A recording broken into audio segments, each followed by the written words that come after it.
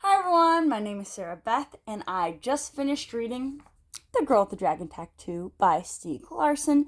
Please forgive me if I'm butchering this name. This book was published in 2005 in Swedish, and this is actually translated by Reg Keeland. Once again, I butcher a lot of names. This book is 650 pages long, and you will not find this cover. I bookbound this myself because mine was literally falling apart, and it's fun to do. There's actually two film adaptations of this book. I have not seen either. One is a Swedish adaptation made in 2009. The other is the 2011 American adaptation with Daniel Craig and Rooney Mara. So I have not seen either of these. I look forward to watching them.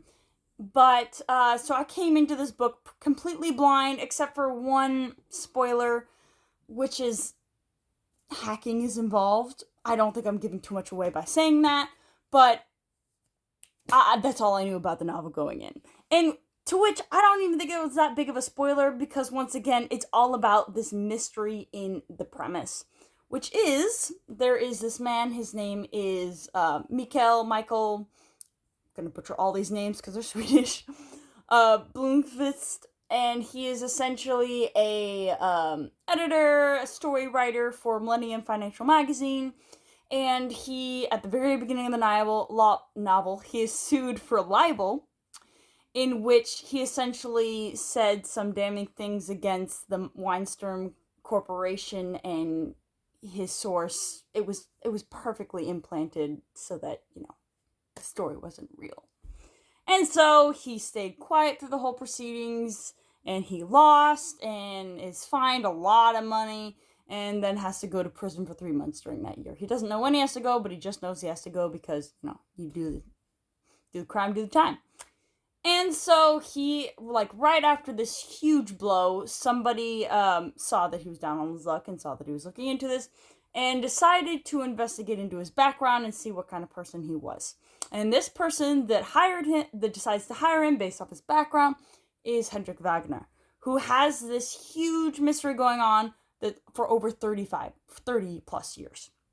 His niece disappeared, and he's pretty sure she's dead, but wants to know what happened because it was a closed room. The island was shut off from anything. Nobody could get in due to a accident that shut down a bridge 30 years ago. His niece disappeared, basically, and he wonder what happened to her, and he gets flowers every year, and he thinks that it's taunting him because the only person that would know that and to do that was her. And that many years later, she was 16 when she was abducted, and now he's in his 80s, and it's a whole spiel. He's wrecked his life trying to find out what happened to his niece because he loved her and she was a good person, but his whole family's messed up, and he's sure one of them did it.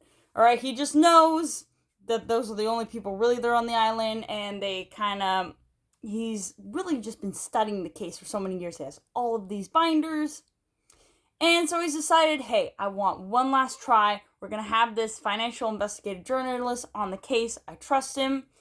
Even though we have our main character, Mikael, he does not want to do the job, but basically he's told, hey, I'll give you some dirt on the guy that gave you libel. Real dirt, if you do this for me. And so he has really no chance. The person that investigated him was Salinger. They don't really meet up till later. She's going to help him with the case. That's really all you need to know about her. And she's a messed up person. There you go. But is it her fault? I don't know. The characters are a little wooden in this book. All right, the mystery is great. The elements of mystery, my favorite. But the characters are kind of 1D, or a little, not even 1D, but they feel wooden. They feel really stilted. I never believe in Salinger as a person, or Elizabeth. She's just not real to me. She's written by a man. I don't ever really feel that she comes to life. She just feels